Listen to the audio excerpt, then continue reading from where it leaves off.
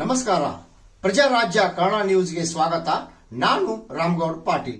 ನಾನು ಕೇಳಿದ್ದು ಫೆಬ್ರವರಿ ಮತ್ತು ಮಾರ್ಚ್ 2025 ದುಡ್ಡು ಇನ್ನೂವರೆಗೆ ಬಂದಿಲ್ಲ ಅಂತೇಳಿ. ಅದನ್ನ ಬಿಟ್ಟು ವಿಶ್ವದ ಹಿಡಿದು ಎಲ್ಲ ಹೇಳಿದ್ರು. ಅದ್ರ ಬಗ್ಗೆ ಫೆಬ್ರವರಿ ಇನ್ನೂವರೆಗೆ ಯಾಕೆ ಬಿಡುಗಡೆ ಆಗಿಲ್ಲ ಅದನ್ನ ಸ್ಪಷ್ಟೀಕರಣ ಕೊಡ್ರಿ. ಕ್ಲಿಯರ್ ಮಾಡಿದೀನಿ.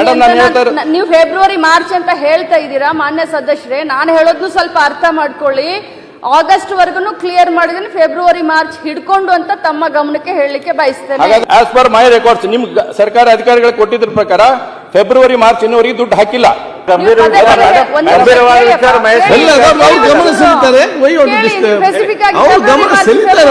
ಅಂತ ಹೇಳ್ತಾ ಇದ್ದೀರಿ. ಫೈನಾನ್ಸ್ ಡಿಪಾರ್ಟ್ಮೆಂಟ್ ಎಲ್ಲಿದೆ? ಫೈನಾನ್ಸ್ ಡಿಪಾರ್ಟ್ಮೆಂಟ್ ನಮಗೆ ಕೊಡ್ತಾರೆ. ಒಂದ್ ನಿಮಿಷ ಒಂದ್ ಗಳಿಗೆ ನಾವು ತಡ ಮಾಡದೆ ನಾವು ದುಡ್ಡನ್ನ ಹಾಕ್ತಿವಿ ಅಂತಾನೆ ತಮಗೆ ಹೇಳ್ತಾ ಇದ್ದೀನಿ. ಇದಕ್ಕಿಂತ ಇನ್ನೇನ್ ಹೇಳಿ ನಾನು? ಯಾಕಂದ್ರೆ ನೀವು 2 ತಿಂಗಳ ಬ್ಯಾಲೆನ್ಸ್ ಇಟ್ಟಿದ್ರು. ಒಂದು ಈಗ ಹೊಸದಾಗಿ ಈಗೇನು 3 ತಿಂಗಳ ಬ್ಯಾಲೆನ್ಸ್ ಐತಲ್ಲ, ಈಗ ನಮ್ದು ಸೆಪ್ಟೆಂಬರ್, ಅಕ್ಟೋಬರ್, ನವೆಂಬರ್ 3 ತಿಂಗಳು ಹಾಕಿಲ್ಲ. ಯಾಕೆ ಡಿಲೇ? ಏನ್ ಸರ್ಕಾರ ಹತ್ರ ದುಡ್ಡು ಇಲ್ವಾ?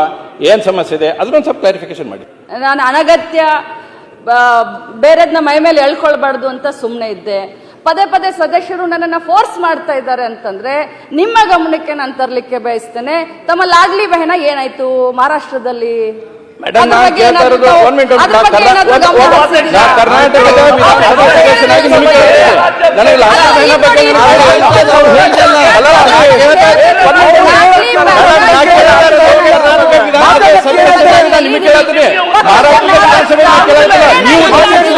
ಉತ್ತರ ಕೊಡಬೇಕಾಗಿದ್ದು ನೀವು.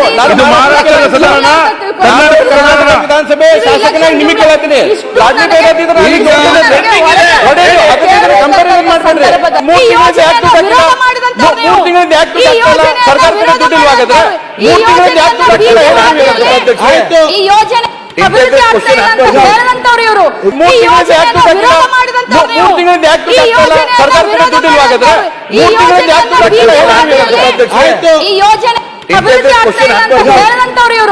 ನೀವು ಇನ್ನೇನೋ ಬೇರೆ ರಾಜ್ಯದ ಹೇಳಕ್ ಹೋದ್ರೆ ನಾವು ಆ ರಾಜ್ಯದ ಹೇಳಕ್ ಹೋದ್ರೆ ನಿಮ್ಗೆ ಸಮಸ್ಯೆ ಆಗುತ್ತೆ.